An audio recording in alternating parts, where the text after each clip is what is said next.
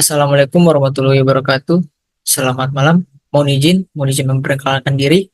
Nama saya Idiarto Ragil Pamungkas, kelas Meteorologi 5A, NPT 11222012. Mohon izin di sini saya akan menerangkan mengenai fisika awan. Baik, selanjutnya kita akan langsung ke materinya. Baik, selanjutnya untuk pertama yaitu kita akan membahas mengenai konsep daripada tahap-tahap mikrofisis awan. Kemudian yang kedua, di sini saya akan menjelaskan mengenai curvature efek pada pembentukan butir awan menurut Earth Kevin, kemudian Salt efek pada pembentukan butir awan menurut Raoult, dan kaitannya di antara keduanya pada pembentukan butir awan menurut Rutherford curve. Kemudian yang ketiga, saya akan menjelaskan mengenai perkembangan beberapa modifikasi teori parsel udara sebagai efek dari teori parsel yang terlalu cepat dalam akselerasi gaya buoyancy. Di sebelah kanan ini merupakan referensi yang saya ambil untuk menjelaskan pembahasan pertama itu satu. Kemudian ya, keempat, ini merupakan soal latihan atau soal hitungan, ini mana nanti kita akan bahas di selanjutnya, yaitu untuk nomor 4, ini ada sebuah droplet dari ukuran 2,xx mikron yang menjadi ukuran 3xx mikron, yang mana nanti xx ini kita akan menggantikannya dengan NPT yang kita miliki, angka terakhir daripada NPT kita, mana angka NPT terakhir saya itu 12. Jadi nanti kita eksekusi pada hitungannya aja. Baik, di sini untuk yang pertama, pembahasan pertama mengenai microphysics of cloud. Jadi yang tahapan-tahapan mikrofisis awan yang dapat kita lihat di gambar sebelah kiri, ini merupakan gambar yang saya ambil dari referensi jurnal tadi, yang dimana ini mendeskripsikan mengenai proses-proses fisik atau fisika yang ada di awan atau di pada saat pembentukan awan di atmosfer. Dapat teman-teman lihat di sini ada evaporation, ada drop breakup, terus ada droplet, vacation dan condensation, collation. Semua ini saling terkait dan saling mempengaruhi. Kemudian di sini kita bisa lihat juga ada gerakan-gerakannya, baik itu updraft maupun downdraft. Baiknya updraft ini, teman-teman bisa melihat ada gaya dorongan dari atas ke bawah maupun gaya dorongan dari atas ke bawah, yang itu downdraft. Untuk yang pertama, untuk tahap-tahapnya itu bisa disimpulkan bahwa yang pertama itu ialah nukleasi, yang mana pada proses awal ini nanti partikel awan terbentuk baik dari kondensasi uap air di sekitar inti kondensasi atau nukleus awan, maupun pembekuan uap air di sekitar inti es pada suhu yang lebih rendah. Selanjutnya yaitu adalah pertumbuhan difusional, mana partikel awan tumbuh dengan menyerap air di sekitarnya, kemudian difusi uap air ke permukaan partikel awan, kemudian menambah massa mereka, dan pertumbuhan ini tergantung pada konsentrasi uap air dan suhu. Tabrakan dan koherensi. Partikel awan yang lebih besar dapat bertabrakan dan menyatu dengan partikel yang lebih kecil, sehingga menghasilkan tetesan yang lebih besar. Nah, pada poin yang ketiga ini, inilah yang memberitahukan kita informasi bahwa bentuk daripada ukuran awan ini tergantung pada saat tahap ini. Jadi tahap inilah yang mempengaruhi apakah awan itu akan menjadi awan stratus ataukah awan cumulonimbus maupun awan cirrus, yang mana nantinya droplet-droplet air ini dia akan terdorong saling bertabrakan dan menyatu gitu. Kemudian yang keempat itu adalah pembekuan dan pelelehan. Pada suhu rendah, tetesan air dapat membengkak, kemudian dia membentuk partikel es. Nah, proses ini dapat terjadi secara spontan atau dengan bantuan inti es. Sebaliknya, ketika partikel es jatuh ke daerah yang lebih hangat, mereka dapat meleleh menjadi tetesan air.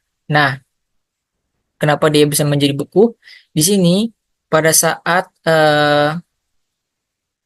uap air yang terangkat karena adanya gaya dorongan dari bawah ke atas. Nah, inilah yang karena adanya yang namanya perbedaan adiabatik, ya pernah kita belajar di termodinamika yang mana adanya perubahan suhu pada lingkungannya, tapi tidak ada pertukaran kalor, yang mana nanti uap air ini akan terangkat dan kemudian eh, kita tahu bahwa semakin ke atas suhu itu semakin menurun, sehingga pada saat dia naik ke atas itu dia akan mengalami yang namanya perubahan suhu, sehingga yang tadinya menjadi uap air kemudian berubah menjadi uh, kristal es atau butir-butiran es. Nah, kemudian selanjutnya itu adalah evaporasi dan sublimasi. Dari tetesan atau partikel es ini dapat menguap dan menyublim kembali menjadi gas ketika kondisi lingkungan itu berubah, seperti ketika kelembapan menurun ataupun suhu meningkat. Nah, pada kondisi ini juga menyatakan bahwa ketika eh, tiap-tiap awan ini kan berbeda ya. Kita tahu kalau untuk cirrus awan-awan tinggi itu lebih kebanyakannya itu terdirinya dari kristal-kristal kristal es seperti partikel es. Sedangkan kalau awan-awan menengah maupun yang rendah ke bawah itu terdiri dari banyak-banyaknya droplet. Kemudian kita lanjut untuk yang pembahasan nomor 2, itu mengenai full factor effect yang menunjukkan bahwa eh, tetesan dengan kelengkungan kecil memiliki tekanan uap keseimbangan yang lebih tinggi sehingga memerlukan kelembapan yang lebih besar dan stabil. Partikel kecil ini dengan kelengkungan tinggi kelewat butuh melewati kejenuhannya ini sehingga dia akan menjadi lebih besar dan bisa tumbuh. Jadi bisa dibilang bahwa awan hujan itu dia akan eh, presipitasi ketika awan itu menjadi lebih besar dan menjadi lebih jenuh, sehingga karena kejenuhan daripada awan inilah dia tidak menampung kuat lagi menampung uap-uap air yang ada dalam awan itu, sehingga dia akan eh, tidak kuat menampung uap-uap droplet-droplet air ini sehingga terjadinya hujan. Kemudian kalau kita lihat di sini ada air ini itu menunjukkan mengenai laju dari pertumbuhan besinya dari tetesan ini. Kemudian untuk ER-nya ini kalau dia lebih dari 0 dia akan cenderung tumbuh. Sedangkan kalau ER ini dia kurang dari 0 dia akan cenderung luruh. Begitu dengan sama dengan 0 dia akan mengalami titik kritis. Kritis. Maksud dari ER ini itu uh,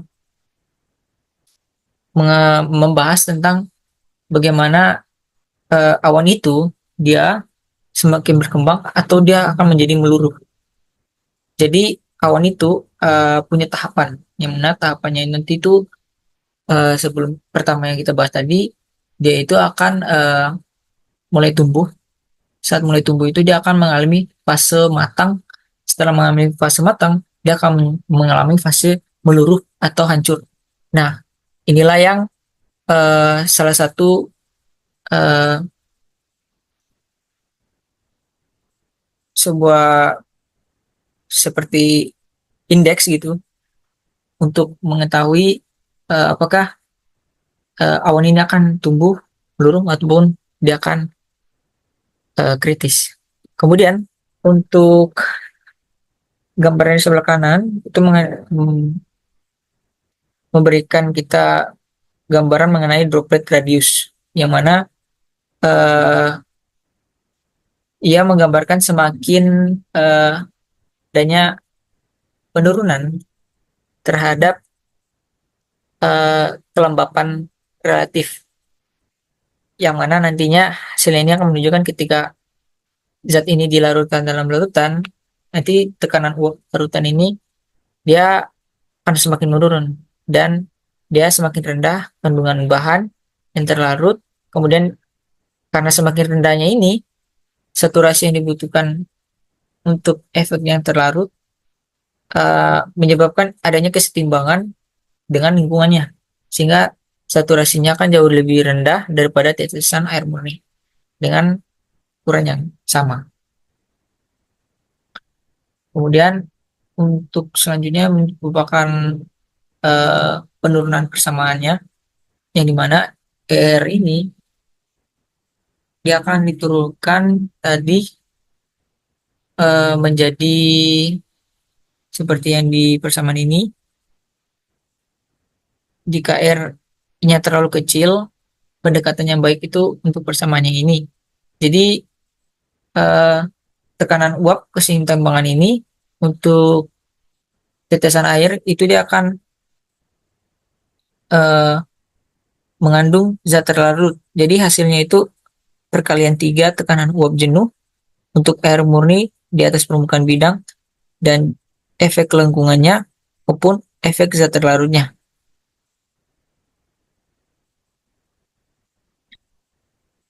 Kemudian yang selanjutnya itu kita akan melihat mengenai rasio jenuh keseimbangan sebuah tetesan larutan yang terbentuk pada sebuah inti kondensasi amonium sulfat dengan massa 10 pangkat minus 6, 16 gram. Jadi kalau kita lihat pada gambar sebelah kiri, itu menunjukkan eh, rasionya ini terhadap butiran dropletnya ini. Jadi semakin ke atas ini, apakah rasionya itu akan terindikasi menjadi lebih besar ataupun semakin menurun. Kemudian untuk gambar yang sebelah kanan itu mengenai merupakan tabel mengenai nilai jejari kristis R dengan kelewatan jenuh S-1 sebagai fungsi jejari massa inti dengan menganggap bola butiran NaCl atau garam temperatur pada temperatur 273 Kelvin. Nah, untuk ini itu kita bisa lihat bahwa S-nya ini merupakan kejenuhan partikel eh, bukan bukan di atmosfer. Kemudian untuk pada partikel yang paling terkecil atau minus 10 ini, minus 10 minus 12 ini itu menunjukkan bahwa efek terlarutnya itu lebih kuat daripada efek Kelvin. Kemudian ketika karena lebih besar efeknya, jadi dari air ini akan ditambahkan ke partikel karena efek Kelvin ini dan akan terlarut. Kemudian karena sangat besarnya permukaan yang terlihat dan datar dari larutan menjadi sangat encer, sehingga air cair mendekati murni. S mendekati 0 yang berarti bahwa E mendekati S, kemudian supersaturasinya jadi kristis. Partikel tidak dapat aktif dan tumbuh menjadi tetesan awan sampai jenuh atmosfer. Terjadinya pada radius kritis untuk aktivitas tetesannya mencapai radius ini dapat tumbuh menjadi tetesan awan. Ini tetesan ini yang ini tidak akan mencapai radius yang tidak aktif. Kemudian untuk N-nya itu jika semakin kecil, ya akan semakin R-nya semakin besar. Jadi Ini menunjukkan bahwa eh, setiap larutannya ini akan mempengaruhi tetesan-tetesan yang ada di dalam awan ini. Jadi semakin besar larutannya ini akan mempengaruhi baik itu kelembapan relatifnya maupun supernasionya. Sehingga apakah awan itu akan menjadi tumbuh, kemudian apakah awan itu akan hancur maupun tidak. Kemudian untuk selanjutnya kita akan masuk ke pembahasan yang ketiga. Pembahasan ketiga itu kita akan membahas mengenai modifikasi mengenai teori parsel udara. Jadi teori parsel udara ini dia karena adanya eh, kecepatan velocity yang nantinya diprediksi untuk empat kemungkinan yang nantinya pertama itu mulai hambatan aerodinamis yang diabaikan, kemudian kedua itu pencampuran dengan udara sekitar yang diabaikan, kemudian ketiga gerakan kompensasi ke bawah dari udara sekitar diabaikan, kedua keempat berarti air yang terkondensasi yang sebagian terbawa bersama paket atau diabaikan. Nah, jadi beban air yang terkondensasi atau jika air yang terkondensasi hadir dalam bentuk awan atau presipitasi, ia akan memberikan gaya ke bawah menggunakan temperatur virtual untuk udara yang lembab. Sehingga dari B ini dia akan memberikan T per T aksen dikurangi dengan 1 ditambah mu. Jadi hal ini tidak akan terjadi jika thermal naik melalui awan, sehingga eh, dia akan menggunakan memungkinkan daripada B ini untuk eh, terus naik, sehingga di mana nanti eh, dilanjutkan mengenai kompensasinya gerakan terhadap ke bawahnya.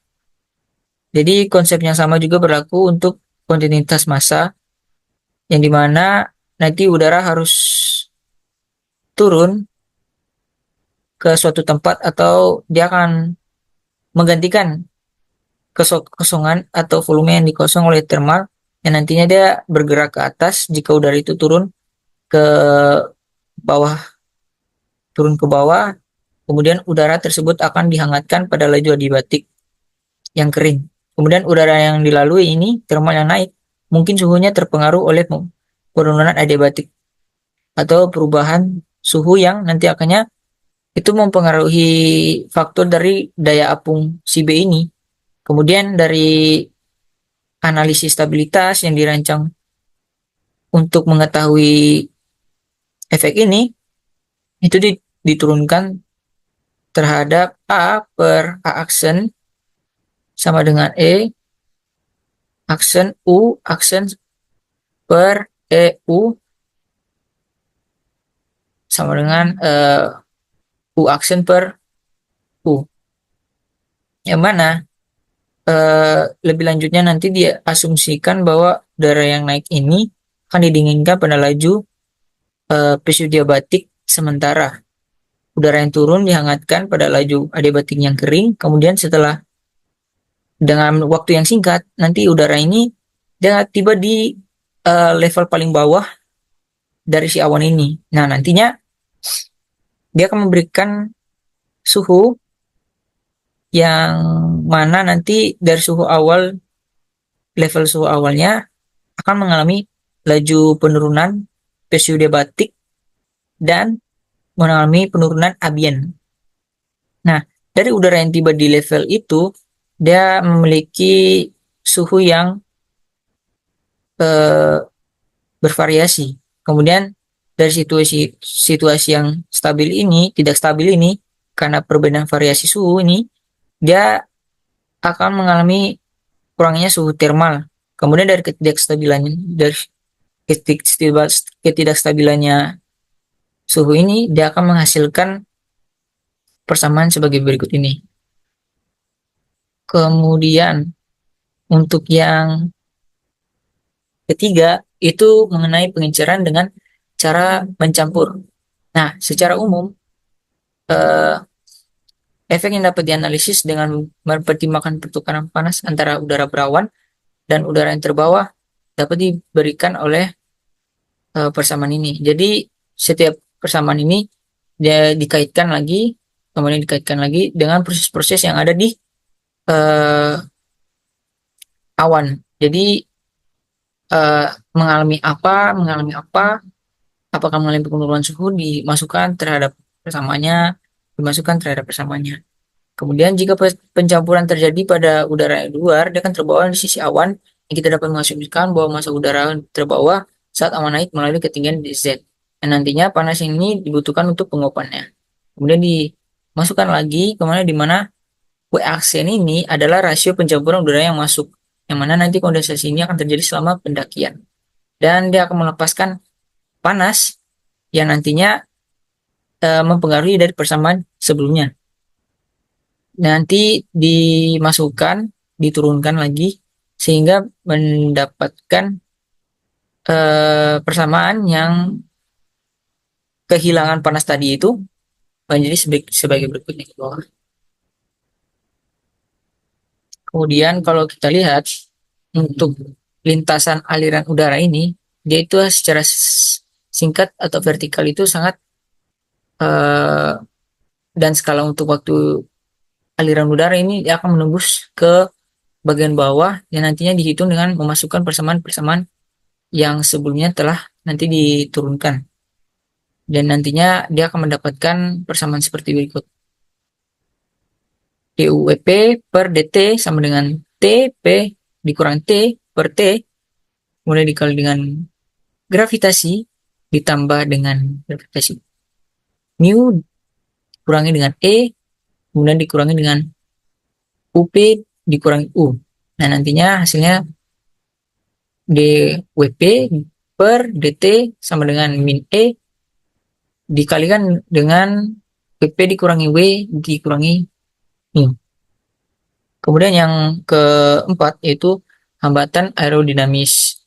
Teori gelembung ini atau pancaran dari gumpalan ini akan dinyatakan dalam kecepatan vertikal gelembung yang bergantung pada ukurannya dan daya apungnya.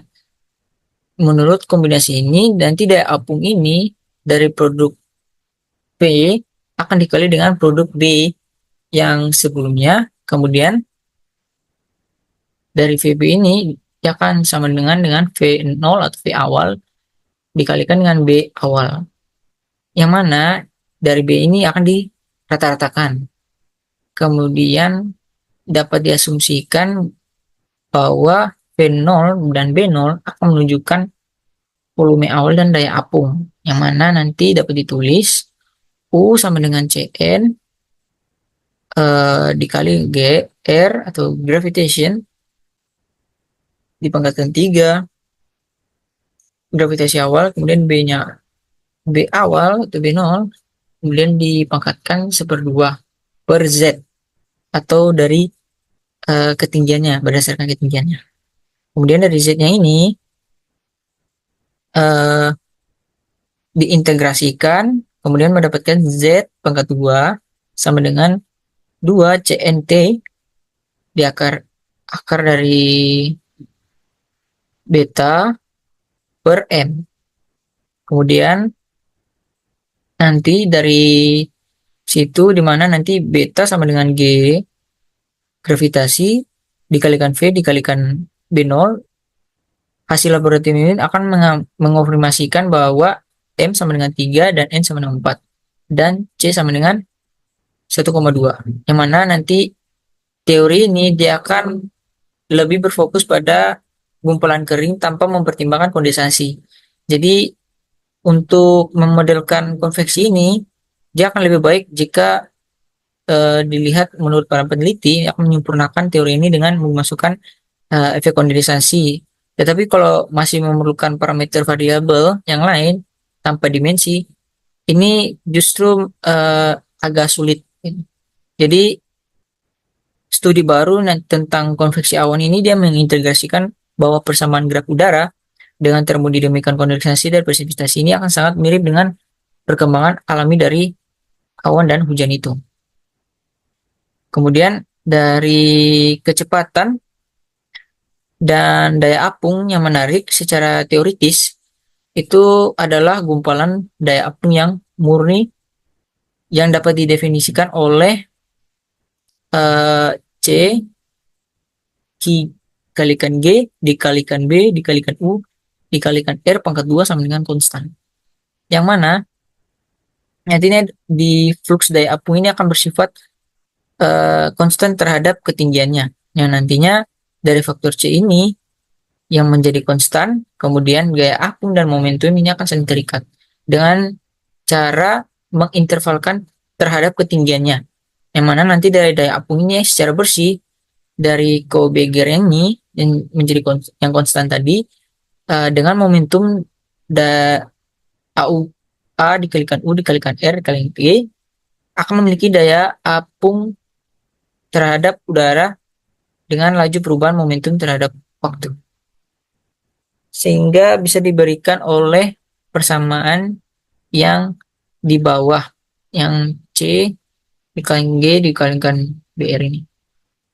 Kemudian, kalau kita lihat untuk kedua gambar di sebelah kanan ini,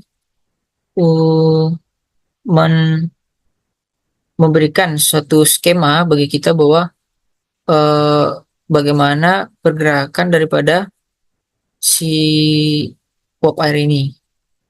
Kemudian eh, kalau kita lihat bahwa buoyancy profile ini dan velocity profile ini sangat mempengaruhi pergerakan daripada si uap air ini. Jadi ibaratnya velocity yang akan memutarkan daripada droplet ini sehingga menjadi seolah-olah berputar. Sedangkan buoyancy profile ini memberikan kita gambaran bagaimana uap air itu terjadi terangkat dan mengalami proses-proses apa aja yang ada di dalam awan. Kemudian yang selanjutnya kita akan membahas mengenai pengerjaan nomor 4 maupun nomor 5. Untuk pengerjaan nomor 4 dan nomor 5, di mana kita sudah mengetahui setiap variabel-variabel dan parameter-parameter yang ditentukan berdasarkan X yang tadi itu diganti dengan MPT terakhir saya, yaitu MPT 12, nomor 12. Yang mana penggunaan solusinya atau rumus-rumusnya ini dari bukunya si Wallace. Nah, nanti ya untuk nomor 4 ini kita akan mencari untuk S-1-nya ini atau super saturasi lingkungannya yang nantinya diubah dalam presentasi. Kemudian untuk yang nomor 5 ini nanti kita mencari U-nya atau angin vertikalnya. Kita langsung eksekusi aja. Yang untuk nomor 4 pertama itu kita membawanya untuk persamaan laju perubahan terhadap perubahan kondensasinya. Nantinya dijadikan sebagai persamaan pertama, kemudian S sama dengan E per ES. Ini untuk rasionya, si satu rasio. Kemudian untuk FK itu adalah heat conduction affected dan FD-nya itu diffusion effect. Yang mana nantinya RT dan sama dengan akar dari RD R0 atau R awal pangkat 2 ditambah dengan 2 FD yang nantinya dikuadratkan sehingga menjadi persamaan kedua. Kemudian nanti di mana nanti satu ini sama dengan 1 per FK per FD ditambah FD yang dijadikan persamaan ketiga yang kemudian nanti disubstitusi ke persamaan pertama. Jadinya menjadi persamaan baru itu persamaan. Nah, nantinya untuk yang hitungannya ini itu pertama itu kita masukkan untuk rumus yang tadi dipakai, masukkan setiap komponennya itu RT-nya, R0-nya, kemudian duanya dikalikan dengan second atau waktu. Nah, hasilnya didapatkan 0,72 mikron kuadrat per second. Nantinya dari hasil ini kita bagi dengan 10 pangkat 1,5 ini. Yang mana nanti hasilnya terakhir untuk super saturasi ambien ini itu 2,3%. Kemudian untuk nomor 5 itu mencari angin kecepatan vertikal. Kecepatan angin vertikal ini nantinya dipakai rumus periode dari buoyancy oscillation.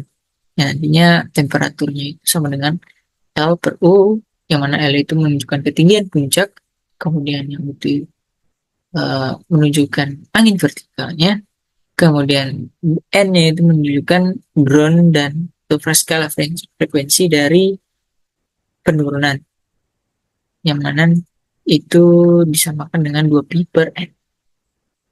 Nantinya disederhanakan, jadinya U sama dengan L per N, Ln sama dengan 2pi, maksudnya, kemudian dijadikan persamaan kedua, kemudian dengan nilai N itu sama dengan 9 per T atau temperatur dikalikan dengan lapse rate kering dikurangi dengan lapse rate-nya.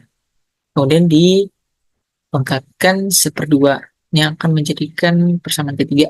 Nanti dari persamaan ketiga kita substitusi ke persamaan kedua karena kita ingin mencari U-nya atau angin vertikal yang nantinya kita masukkan setiap nilai yang telah diketahui tadi dan hasilnya didapatkan yaitu 25,91 meter per second. Demikianlah yang bisa saya dapat sampaikan untuk pembahasan kali ini mengenai uh,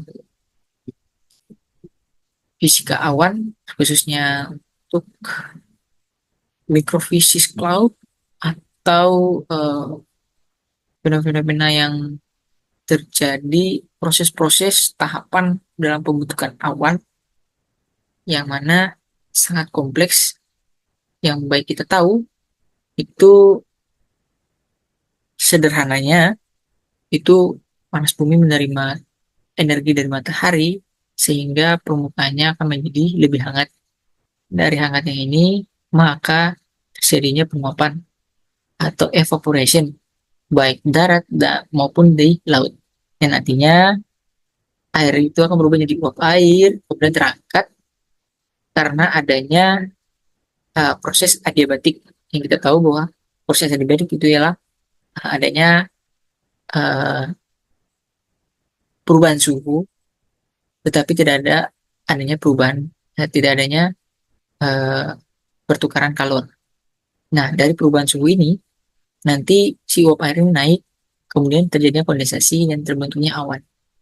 Tetapi pada terbentuknya awan itu tidak sesimpel itu yang kita bayangkan bahwa langsung terbentuk secara begitu. Tapi butuh proses-proses fisis yang telah saya sampaikan tadi yang begitu sangat kompleks, sangat banyak komponen-komponen yang diperhitungkan, mau itu kelembapan relatifnya, suhu potensialnya, maupun variabel-variabel yang lain yang harus dipertimbangkan, baik itu dia nanti akan jadi awan cirrus, awan alto cumulus, awan stratus maupun apapun itu membutuhkan tahapan yang berbeda-beda pula karena awan ini punya ketinggiannya masing-masing.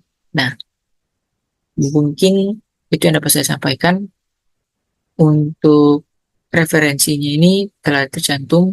Untuk yang pertama ada jurnal of Advanced Modeling ini saya pakai untuk menjawab soal pertama tadi. Terus ada Roger and Yao untuk nomor 3. Kemudian ada Bro Fisika Awan dari Pak Bayong. Nah, itu untuk menjawab nomor 2. Sedangkan untuk Wallace-nya itu memakai rumus-rumusnya untuk menjawab nomor 4 dan nomor 5. Lah, mungkin ini yang dapat saya sampaikan. Saya mohon maaf apabila ada salah kata. Saya tutup. Wassalamualaikum warahmatullahi wabarakatuh dan terima kasih. Shalom.